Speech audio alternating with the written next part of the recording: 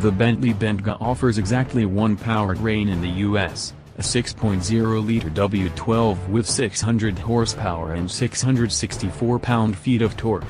Overseas buyers get the additional option of a 4.0-liter diesel V8 with 429 horsepower and 664 pounds-to-foot, the same oil burner from the Audi SQ7, denied us after Volkswagen Group pulled diesels from the US market.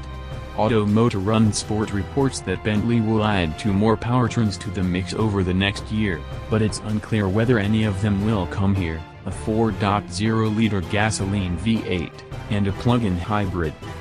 The German publication expects the Porsche-developed 4.0-liter, twin-turbo V8 to get the nod for Bentley use. That engine serves in the Porsche Cayenne Turbo, 550 horsepower/567 pounds-to-foot, and Lamborghini Urus, 650 horsepower/627 pounds-to-foot, which both share their MLB platform with the Bentayga. Making sure not to step on the toes of the W12, the 4.0-liter petrol V8 will get something like the Cayenne Turbo's 550 horsepower.